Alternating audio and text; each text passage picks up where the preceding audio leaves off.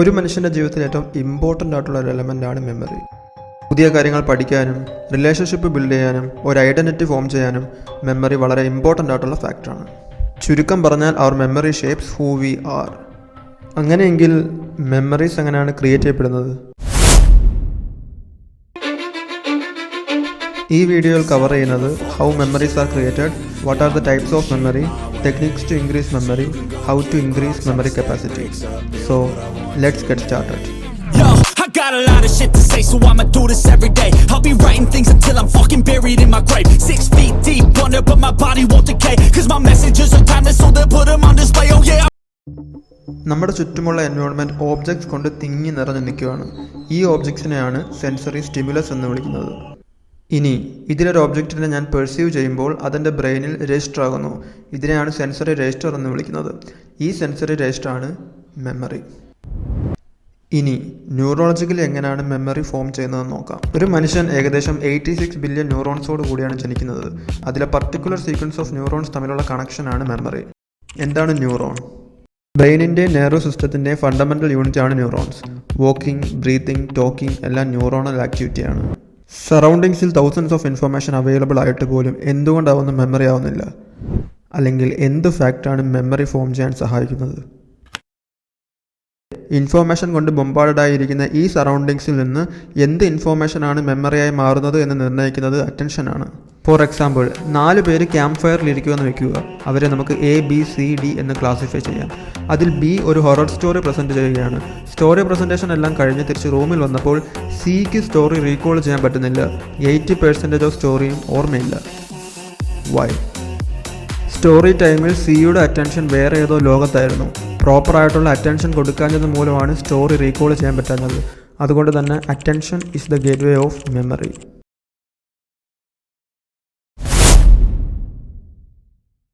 Basically 2 types ആയിട്ടാണ് മെമ്മറിയെ classify ചെയ്തിരിക്കുന്നത്: short term memory and long term memory. വളരെ കുറച്ച് സമയം മാത്രം എക്സിസ്റ്റ് ചെയ്യുന്ന മെമ്മറിയാണ് short term memory. Short term മെമ്മറിയുടെ മറ്റൊരു നെയിമാണ് working memory.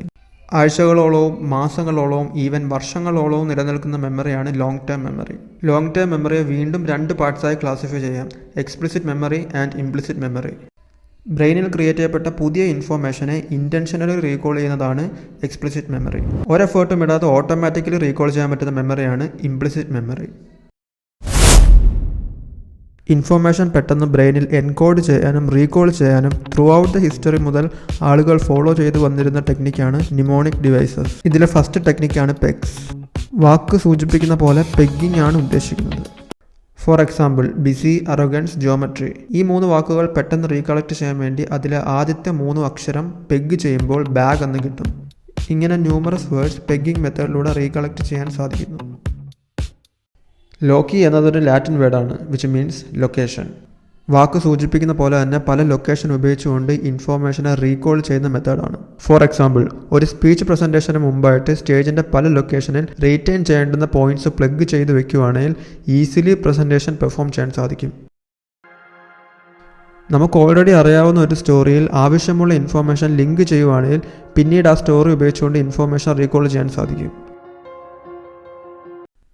Visual ഇമേജസിൽ memory link ചെയ്യുന്നതാണ് ഈ മെത്തേഡ്. വിഷ്വലി കാര്യങ്ങൾ പഠിക്കുമ്പോൾ മെമ്മറി ഫോർമേഷനും റിട്ടൻഷനും അത് സഹായിക്കുന്നു എന്നാണ് സ്റ്റഡീസ് പറയുന്നത്. ത്രൂ ഔട്ട് ദ ഡേയിൽ പ്രോപ്പറായിട്ട് ഫംഗ്ഷൻ ചെയ്യാനായി വേണ്ടുന്ന പ്രധാന ഫാക്ടറാണ് സ്ലീപ്പ്. സ്ലീപ്പ് പ്രോപ്പറായിട്ട് കിട്ടിയില്ല എന്നുണ്ടെങ്കിൽ അത് അറ്റൻഷൻ അറ്റൈൻ ചെയ്യാൻ ഹെൽപ്പ് ചെയ്യില്ല. നമ്മുടെ ആൻസസ്റ്റേഴ്സ് ആരും നമ്മളെപ്പോലെ സുഖജീവിതം നയിച്ചവരല്ല. പ്രോപ്പർ ഫിസിക്കൽ ആക്ടിവിറ്റിയിലൂടെ ഇവോൾവ് ചെയ്തു വന്നവരാണ് നമ്മൾ ഹ്യൂമൻ ബീങ്സ്. എക്സസൈസ് ചെയ്യുന്നതിലൂടെ കാർഡിയോവാസ്കുലർ സിസ്റ്റം റെവപ്പ് ആവുകയും മെറ്റബോളിസം ഇൻക്രീസ് ആവുകയും ബ്രെയിനിന് വേണ്ടുന്ന ന്യൂട്രിയൻസ് പ്രോപ്പറായിട്ട് ഫ്ലോ ചെയ്യുകയും ചെയ്യുന്നു. മാർക്കറ്റിൽ ഇന്ന് ഒരുപാട് സപ്ലിമെൻറ്റ്സ് അവൈലബിൾ ആണ്. അതിൽ മെമ്മറി ഫോർമേഷനെ ഹെൽപ്പ് ചെയ്യുന്ന ബേസിക് സപ്ലിമെൻറ്റ്സ് ആണ്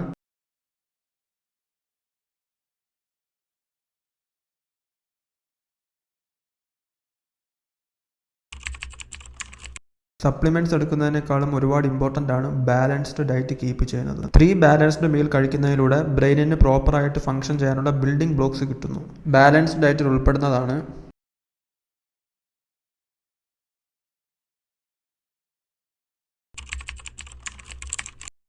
non-fiction books reading, taking classes, stimulating conversation and debate, mind sharp ചെയ്യാൻ സഹായിക്കുന്നു.